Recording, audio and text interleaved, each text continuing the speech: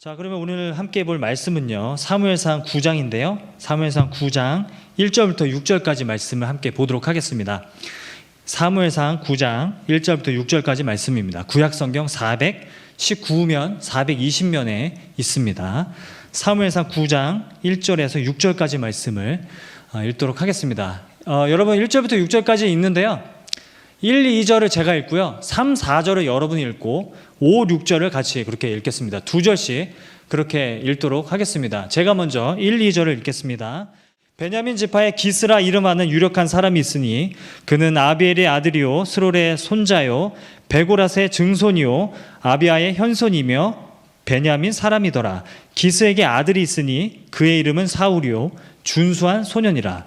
이스라엘 자손 중에 그보다 더 준수한 자가 없고 키는 모든 백성보다 어깨 위만큼 더 컸더라.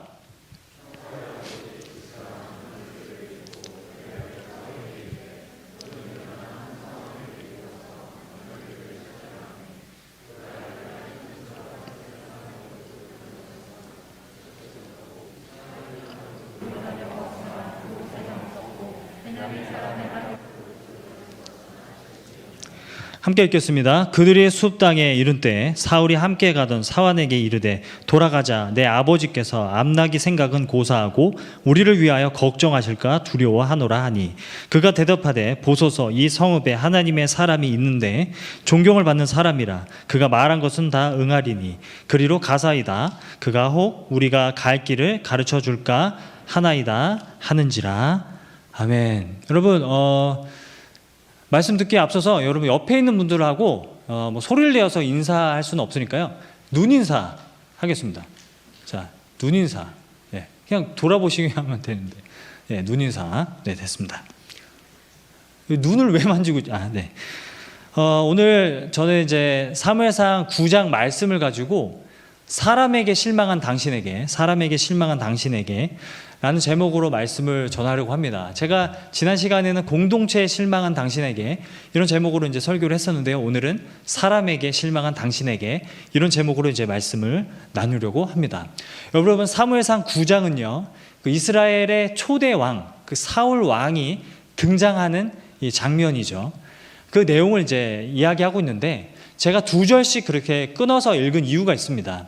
여러분 1, 2절은 사울이 어떠한 사람인지를 소개하고요. 3, 4절은 사울이 암나기를 찾아가는 그 여정을 소개합니다.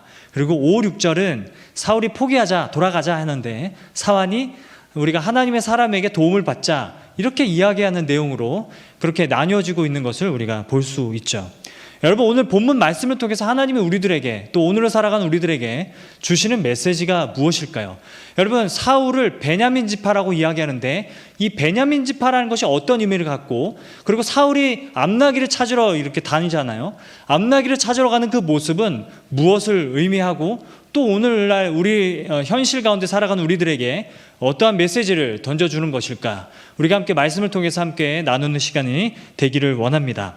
여러분 먼저 1절을 보게 되면요. 1절 사울이 베냐민 지파라는 것을 강조하고 있는데 우리 1절 말씀을 한 번 더 읽어보도록 하겠습니다. 같이 한번 읽어보겠습니다. 시작. 베냐민 지파에 기스라 이름하는 유력한 사람이 있으니 그는 아비엘의 아들이요 스롤의 손자요 베고라스의 증손이요 아비아의 현손이며 베냐민 사람이더라. 여러분 보면요. 베냐민 지파로 시작해서 베냐민 사람이더라라고 끝납니다. 베냐민 지파라는 것을 거듭 강조한다라는 거예요. 여러분 베냐민 지파라는 것을 강조하는 이유가 뭘까요? 여러분 베냐민 지파가 어떤 지파입니까? 이스라엘은 12지파가 있는데 베냐민 지파는 어떤 지파일까요? 여러분 베냐민 지파라는 것은 야곱의 12아들 중에서 베냐민의 후손들을 가리키는 지파이죠. 그런데 이 베냐민에게 아버지 야곱이 지어준 별명이 하나 있습니다. 그 별명이 뭐냐면 창세기 49장 27절을 보게 되면요. 야곱이 이제 베냐민을 향해서 이렇게 얘기합니다. 베냐민은 물어뜯는 일이라. 아침에는 빼앗은 것을 먹고 저녁에는 움킨 것을 나누리로다. 물어뜯는 일이 직역하면 모든 것을 다 찢어내는 그런 일이라는 그런 별명을 붙이고 있는 것을 볼 수가 있어요. 여러분 물어뜯는 일이라는 이 표현은요. 전투력이 강한 종족이라는 그런 뜻이에요. 여러분 베냐민 지파가 얼마나 싸움을 잘했냐면요. 사사기를 보게 되면 사사기 20장 34절을 보게 되면은 베냐민 지파하고 이스라엘의 11지파가 싸웁니다. 1대 11로 싸웁니다. 온 이스라엘 사람들이 베냐민 지파에게 가서 싸움을 청합니다. 1대 11로 싸울 만큼 베냐민 지파가 굉장히 전투에 강한 그런 지파였다는 것을 우리가 알 수 있다는 것이죠. 그러니까 베냐민 지파는 정말 싸움을 잘하는 그런 지파라는 뜻이에요. 여러분, 그 다음에 1절에서 보면은 게다가 사울의 아버지 기스는 유력한 사람이라고 얘기합니다. 여러분, 유력한 사람이라는 뜻이 어떤 뜻이냐면 이거는 재력가입니다. 그 이스라엘에서 가장 잘 사는 사람이었다는 거예요. 베냐민 지파 중에서도 가장 잘 사는 사람이었다는 거예요. 부자였다라는 뜻이죠. 족보를 보세요. 족보를 보면 현손까지 추적할 수 있을 만한 그런 명문가라는 거예요. 사울이 이런 사람이라는 거죠. 그리고 2절을 보면 2절을 보게 되면은 기스에게 아들이 있으니 그의 이름은 사울이요 준수한 소년이라. 여러분, 준수하다는 게 어떤 뜻일까요? 여러분, 네? 네? 지금 어떤 얘기를 해서 까먹었어요. 우리 청년 2부에도 준수가 있지만 준수하다라는 뜻은 잘생겼다는 뜻이에요. 네, 아무튼 잘생겼다는 뜻이에요. 그러니까 그보다 준수한 사람이 이스라엘에 없었다. 그러니까 이스라엘 백성 중에서 가장 잘생겼다라는 거죠. 사울이 그런 사람이었다라는 거예요. 그러니까 이 모든 것들을 다 종합해 보면 사울은 어떤 사람이냐면 왕이 되기에는 가장 최적의 피지컬을 가진 그런 사람이었다는 것을 이야기하고 있다라는 거예요. 여러분, 잘 이해가 안 되시죠? 사울이 잘생기고 준수하고 잘 이해가 안 돼서 제가 한번 찾아봤습니다. 이렇게 한번 이해를 해보면 좋을 것 같아요. 역사상 가장 전투적인 종족은 어디였을까? 누구였을까? 제가 인터넷으로 좀 검색을 해봤어요. 미국 피츠버그 대학의 연구인데 인류 역사상 가장 전투적인 종족이 누구였냐면 이 폴리네시아인이라고 불리는 이 사모아인들이었다고 합니다. 이 뉴질랜드에 많이 살고 있는 사모아인이었다고 해요. 이들은요 3,500년 전부터 남태평양 지역을 다 점령했을 만큼 굉장히 전투적인 그런 종족이었다고 해요. 그래서 5,000명의 사모아인들의 유전자를 다 이렇게 이걸 이제 분석을 해본 결과 사모아인에게는요 다른 사람에게 없는 특별한 유전자가 하나 있대요. 그게 뭐냐면 CREBRF라는 유전자가 있는데 어떤 유전자냐면 비만 유전자래요. 그러니까 사모아인들은요 체질적으로 아무리 스트레스를 많이 받아도 살이 빠지지 않는데요. 아무리 굶어도 살이 빠지지 않는데요. 그러니까 이건 거꾸로 얘기하면 어떤 거냐면 여러분 몸에 어마어마한 열량, 에너지를 가지고 다니는 사람들이었다는 거예요. 사모아인들이. 여러분 그 뉴질랜드의 럭비 선수 되게 유명하던데 요나 로무라는 사람이 있는데 인간계 최강 피지컬이라고 불리는 사람이에요. 이 사람 보면 197cm에 130kg인데 100m를 10.8에 주파합니다. 그리고 벤치프레스를 이거에 저는 놀랐어요. 200kg를 든대요. 저는 아무튼 200kg를 든대요. 그리고 또 찾아봤어요. 지금 여러분 현존하는 사람들 중에서 가장 부자가 누굴까요? 우리는 만수르 이렇게 생각하잖아요. 만수르는 100위권에도 없어요. 2위가 빌 게이츠였고 1위는 아마존의 CEO인 제프 베이조스가 재산이 155조로 1위래요. 이거 보니까 이런 거 찾고 있으니까 괜히 마음이 이상해지더라고요. 그리고 세상에서 가장 준수한 사람은 누굴까? 찾아보니까 여러분 영화 정보 사이트인데 TC 캔들러에서 이제 매년 가장 아름다운 얼굴들 이렇게 100위 순위를 정하는데 1위가 누군지 아세요? BTS의 정국이 2019년에 1위를 했어요. BTS의 정국, BTS의 김태형이죠. 두 사람이 1, 2를 막 다퉈요. 이걸 찾아보고 있는데 기분이 이상해지는 거예요. 그러니까 여러분 종합해보면 사울은 어떤 사람이에요? 얼굴은 BTS의 정국이고 그리고 아버지는 빌 게이츠고 몸은 사모아인, 이런 사람이 이제 사울이었다라는 거예요. 그러니까 왕이 되기에는 가장 최적한 가장 적합한 최고 스펙이었다라는 것을 우리는 볼 수 있다라는 것입니다. 저는 본문을 묵상하면서 이런 내용을 좀 찾아보면서 마음이 좀 불편했습니다. 왜냐하면 왜 이렇게 탁월한 사람을 왕으로 세워야 했을까라는 생각이 들었습니다. 제가 아는 하나님은 약하고 부족한 사람들을 들어 쓰시는 하나님이라고 저는 생각하는데 하나님이 사울을 왜 이렇게 최고 스펙으로 이렇게 세우는 걸까라는 생각이 들어서 불편했다라는 것이죠. 이거 너무 불공평한 거 아닌가? 여러분 사울을 생각해 보세요. 이스라엘에서 가장 잘생겼대요. 이스라엘에서 가장 잘 살고 가장 피지컬이 좋았대요. 그 사람을 왕으로 뽑았으니 여러분 사울을 보면서 어떤 생각을 했을까요? 하나님 정말 대단하시다. 이런 생각이 아니라 너무 불공평한 거 아니야? 어떻게 저런 사람이 있지? 라는 생각을 하지 않았을까 하는 생각을 해본다라는 거예요. 여러분 아무리 그래도 그렇지 이렇게 최고의 스펙을 왕으로 세울 필요가 있을까라는 생각을 해보게 된다는 것입니다. 다른 건 다 그렇다 쳐도 여러분 얼굴 잘생긴 거하고 전쟁하고는 아무 상관없잖아요. 근데 왜 이스라엘에서 가장 잘생긴 사람을 왕으로 세웠을까? 이것이 우리들에게 던져주는 메시지가 무엇일까? 고민해보게 되었다라는 것입니다. 여러분 성경 다른 부분을 보지 않고 이 부분만 보면 그렇지 하나님도 세상 사람들과 못지 않구나, 똑같구나. 그냥 하나님도 결국 스펙이 좋고 잘생긴 사람을 쓰는구나. 이렇게 우리가 오해할 수 있는 여지가 있다는 것이죠. 여러분 우리는 믿어요. 하나님은 연약한 자를 쓰십니다. 못생긴 사람도 쓰십니다. 부족한 사람도 쓰십니다. 우리는 그걸 믿어요. 하지만 우리가 살아가는 세상을 보면 녹록지 않다는 거죠. 부족한 나의 인격과 부족한 나의 능력과 부족한 나의 어떤 성품을 가지고 이 세상을 살아가기가 너무 힘드니까 우리는 자꾸만 어떻게 하냐면 나보다 괜찮은 사람, 완벽한 사람을 찾고 완벽한 사람을 곁에 두고 싶어 하는 것이 인간의 본성이라는 것입니다. 그래서 좋은 리더십을 찾고 싶어 하죠. 좋은 멘토를 찾고 싶어 하죠. 좋은 애인을 찾고 싶어 하죠. 그것이 인간의 마음이라는 것이죠. 여러분 이상형을 말해보라고 하면 대부분 자기의 어떤 컴플렉스가 반영되는 경우가 많습니다. 예를 들어서 말이 적은 사람들은 말이 많은 사람을 이상형으로 얘기하는 경우가 많고요. 내가 별로 건강하지 못하다 싶으면 건강한 사람을 이상형으로 말하는 경우가 많죠. 여러분 여러분의 이상형은 무엇입니까? 대부분 이제 부족하거나 나의 어떤 약점들을 보완해 줄 만한 사람을 이상형으로 이야기하는 경우가 많죠. 저는요 되게 덜렁댑니다. 그리고 꼼꼼하지 못합니다. 그리고 별로 활동적이지 못해서 항상 이상형이 누구예요? 막 물어보면 항상 어떻게 대답하고 다녔냐면 꼼꼼하고 현실적이고 그리고 정말 활동적인 사람을 만났으면 좋겠다. 그래서 막 운동을 좋아하는 여자를 만났으면 좋겠다. 막 이런 얘기를 막 하고 막 퍼뜨리고 다녔었습니다. 그러다가 이제 아내를 만나게 됐죠. 아내를 만났는데 너무 극과 극인 거예요. 그래서 너무 충격을 받았습니다. 예를 들면 너무 꼼꼼한 거예요.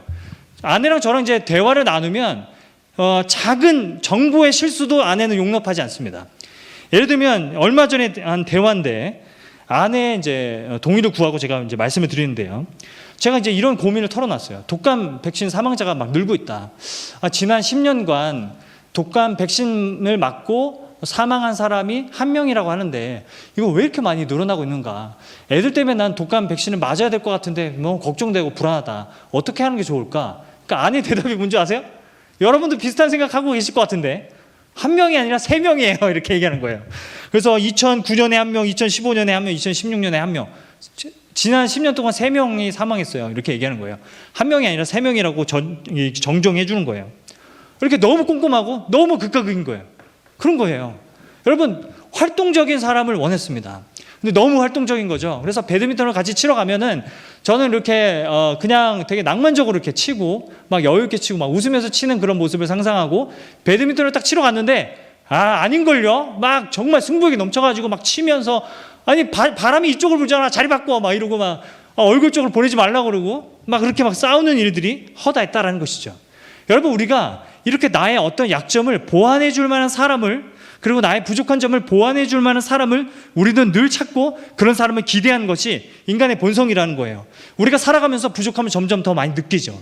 부족함을 점점 더 많이 느껴지기 때문에 우리는 부족함을 채워줄 누군가를 항상 기대하고 그렇게 살아간다는 것입니다. 직장을 가도 나를 잘 이끌어줄 만한 직장 상사를 기대하게 되고 그리고 뭐 대통령이든 정치인이든 우리가 더 완전한 삶을 살아갈 수 있도록 만들어줄 만한 그런 사람들을 우리가 기대하며 살아가게 된다는 거예요. 그런데 우리가 기대하는 만큼 사람에게 기대하는 만큼 우리는 실망을 하며 살아가는 존재들이다라는 것을 말씀드리고 싶은 겁니다. 저도 아내에게 실망한 게 많지만 아내도 저에게 실망한 게 많다고 그래요. 그래서 물어봤어요. 어제 설교 준비하다가 나에게 실망한 게 뭐냐라고 물어보니까 2가지 얘기하더라고요. 연애할 때는 되게 청결할 줄 알았대요. 그리고 되게 건강할 줄 알았대요. 아무튼 맨날 골골대고 별로 청결하지 않다고 굉장히 실망했다고 얘기했습니다. 이렇게 우리는 기대하는 만큼, 사람에게 기대하는 만큼 실망하는 법이죠. 여러분, 본문으로 돌아옵시다. 본문으로 돌아오면 사울은 지금 암나기를 찾으러 가고 있어요. 암나기를 찾으러 가는데 앞에서는 사울이 어떤 사람인지 스펙에 대해서 열거하더니 3절 4절은 사울이 암나기를 찾아가는 모습을 이렇게 그리고 있다는 거죠. 여러분, 4절을 같이 한번 읽어봅시다. 4절 말씀을 보게 되면요, 함께 읽어보겠습니다. 시작. 그가 에브라임 산지와 살리사 땅으로 두루 다녀보았으나 찾지 못하고 사알림 땅으로 두루 다녀보았으나 그곳에는 없었고 베냐민 사람의 땅으로 두루 다녀보았으나 찾지 못하니라. 여러분, 찾지 못하고 없었고 찾지 못하니라 3번이나 이렇게 거듭 강조하고 있다는 거예요. 여러분에게 질문을 드리겠습니다.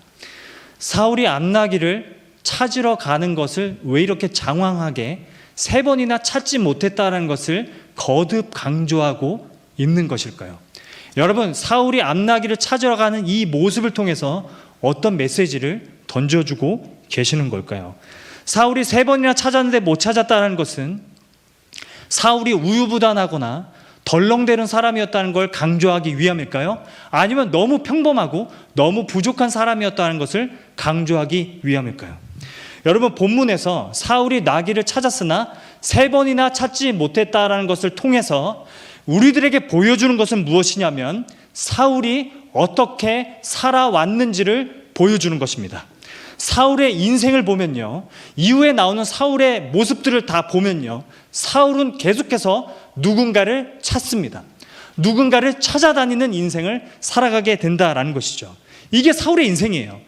나를 완전하게 해줄 사람을 찾고, 나의 부족함을 완전하게 해줄 사람을 찾고, 나에게 만족을 가져다 줄 사람을 찾고, 인정해 줄 사람들을 찾고, 그렇게 사람들을 찾으며 살아가는 것이, 아니면 사람이 아닌 다른 어떤 것을 찾으며 살아가는 것이 사울의 인생이라는 것을 말해줍니다.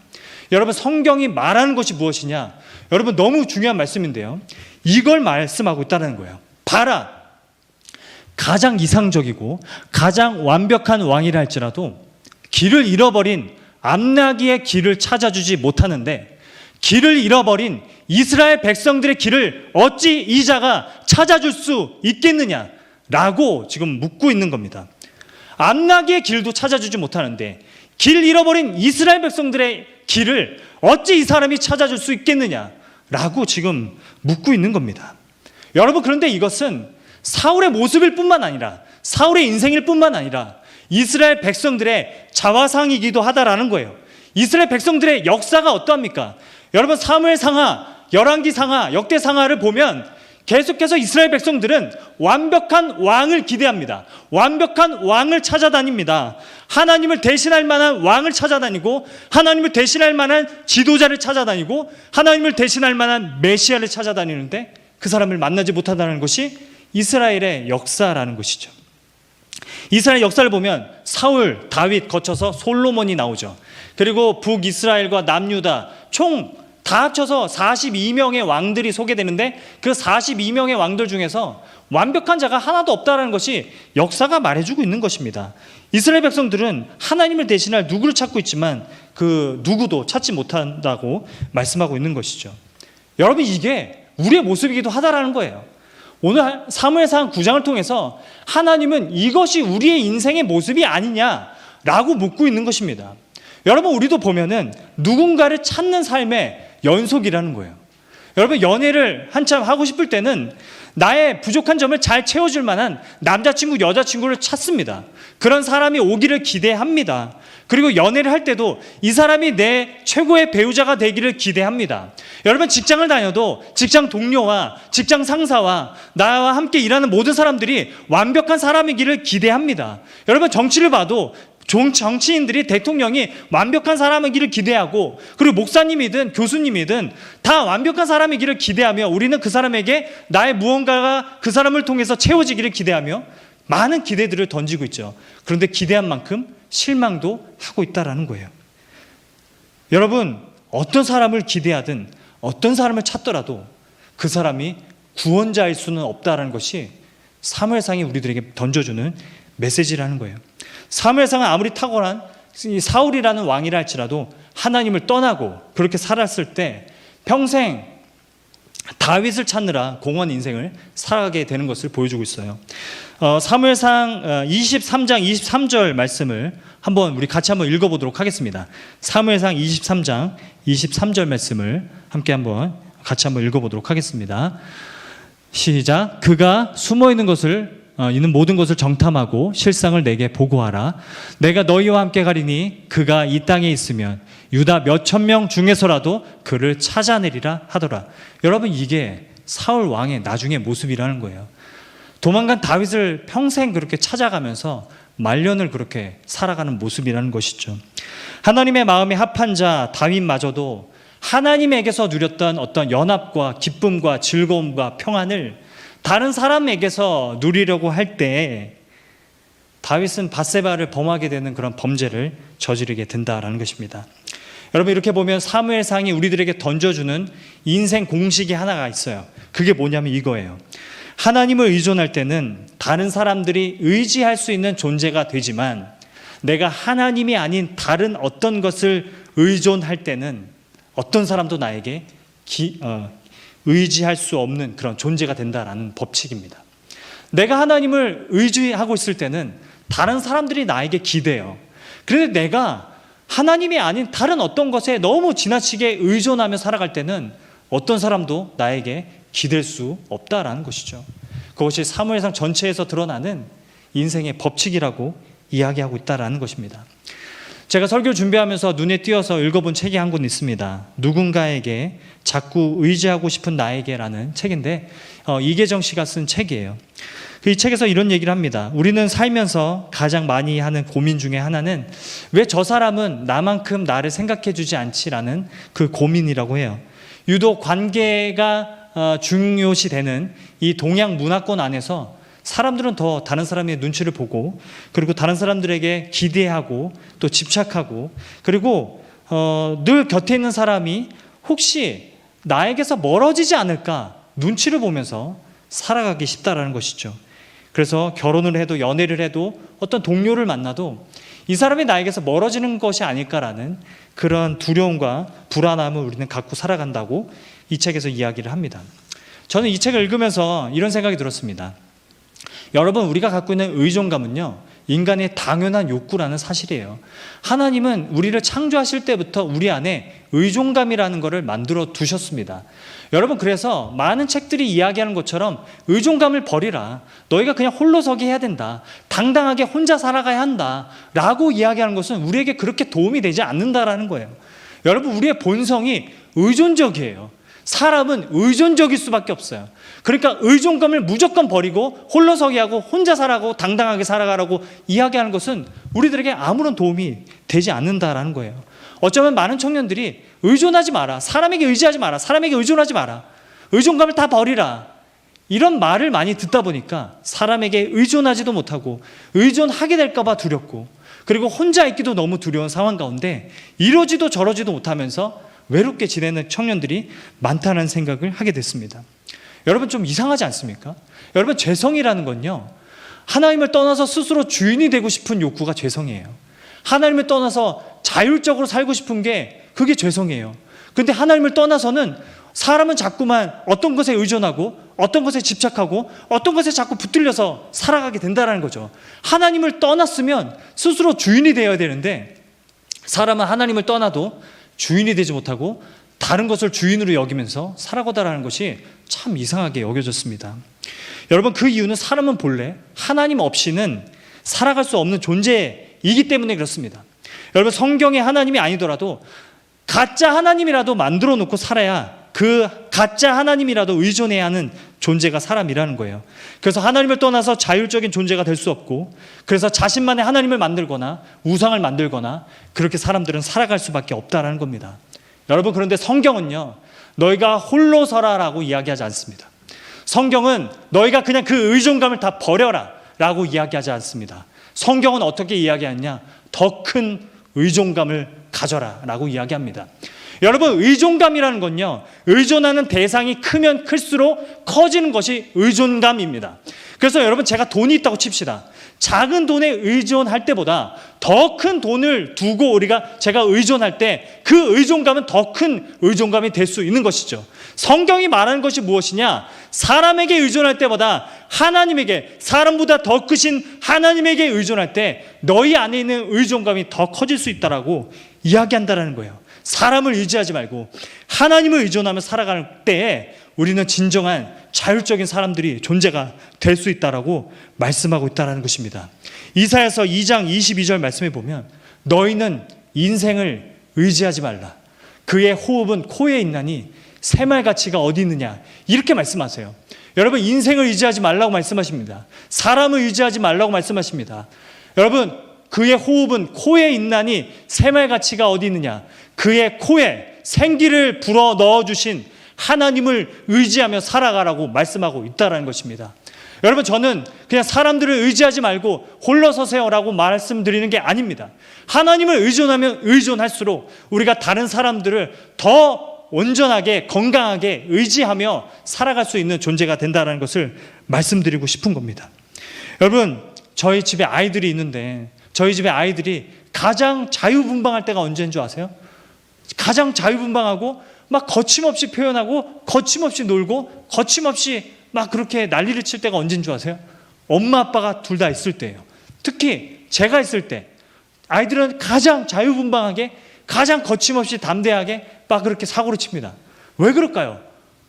아빠 엄마가 다 있는 그런 공간이기 때문에, 그 자리이기 때문에 아이들은 가장 엄마 아빠 의존하는 엄마 아빠가 있기 때문에 가장 자유로울 수 있다라는 거예요. 마찬가지로 하나님을 더욱 의지하고 의존하라고 했을 때 우리는 그 안에서 더 자유로움을 느낄 수 있다라고 성경은 말씀하고 있는 것입니다. 사무엘상은 두 왕을 비교합니다. 한 명은 사울이고 한 명은 다윗이에요. 사울은 암나기를 찾으러 다니죠. 다윗은 누구를 찾으러 다닙니까? 양을 찾으러 다닙니다.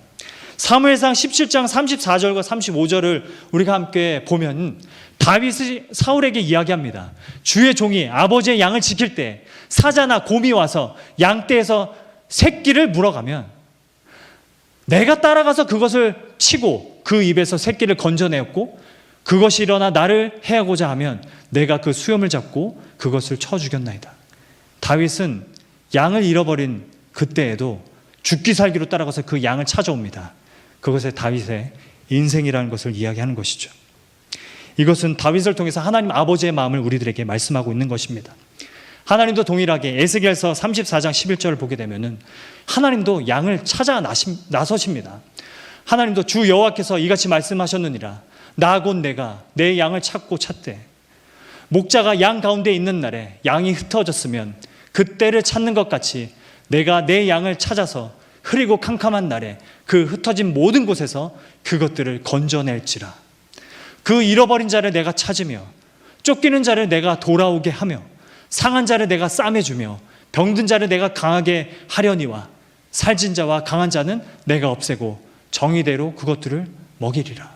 이 다윗의 마음이 하나님의 마음이라는 것을 성경이 우리들에게 말씀하고 있다라는 것입니다.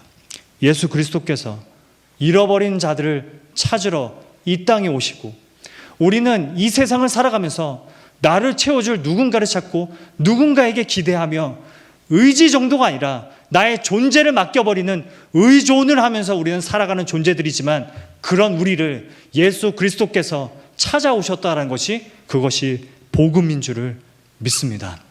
여러분, 말씀을 맺겠습니다. 저는 설교를 준비하면서요, 나는 과연 주변에 있는 사람들에게 어떤 기대를 가지고 살아가는가를 좀 적어봤어요. 여러분도 한번 이번 주 중에 한번 적어보세요. 여러분이 요즘 만나고 연락하고 있는 사람들을 쭉 적어놓고 내가 이 사람들에게 무엇을 지금 기대하고 있나, 무엇 때문에 무엇을 해주지 않아서 실망하고 있나를 한번 쭉 적어보셨으면 좋겠습니다. 저는 제 아내 이름을 적고 그 옆에다가는 더 따뜻하게 대해주고 그리고 어떤 집에서 어떤 실수도 다 용납해주고 어떤 잘못도 다 용서해줬으면 좋겠다라고 적어놨습니다. 송지수 목사님에게는 이렇게 적어놓고 그 옆에다가 제발 맨날 운동 가자고 좀 그만 얘기하고 먹을 거 좀 혼자 먹지 말고 좀 자주 사줬으면 좋겠다. 그리고 좀 내가 혼자 있을 때는 그냥 좀 내버려뒀으면 좋겠다. 막 이렇게 쭉 적어놨습니다. 그리고 이제 청년들에게는 자주 연락해주고, 필요할 때만 연락하는 게 아니라 자주 좀 연락해주고, 그리고 많이 격려해줬으면 좋겠다. 이런 얘기를 막 한참 막 적어놨습니다. 너무 속이 보이죠. 그렇게 막 쭉 적다가 어떤 것을 발견하게 됐냐면, 제가 이 사람들에게서 원하는 게 뭔지 아세요? 평안이에요.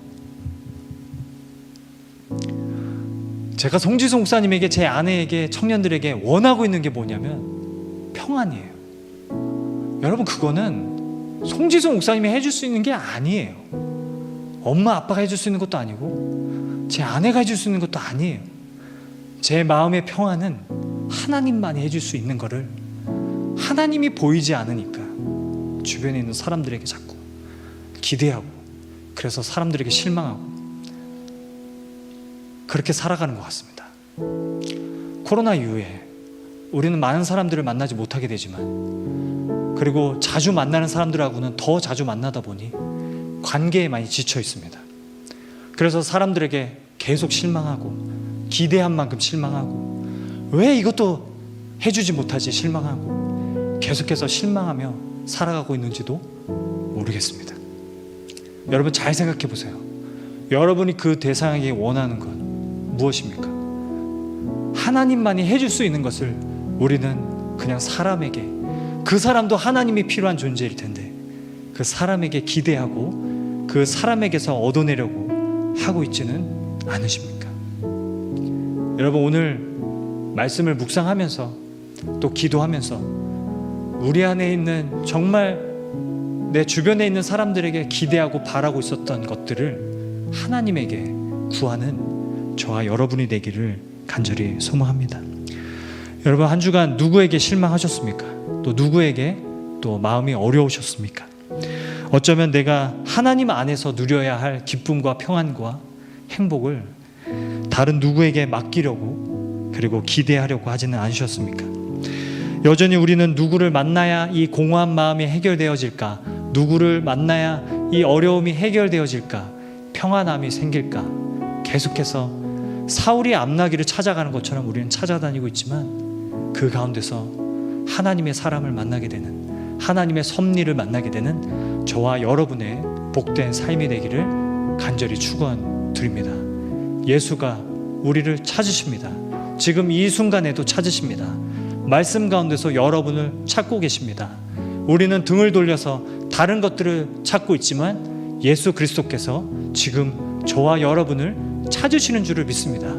오늘 이 시간 기도하면서 하나님 앞에 찬양하면서 우리를 찾으시고, 우리를 애타게 찾으시고, 죽기 살기로 우리를 찾아오시는 그 예수 그리스도를 향해 우리의 마음이 돌이켜지는 그런 은혜가 있기를 간절히 축원드립니다.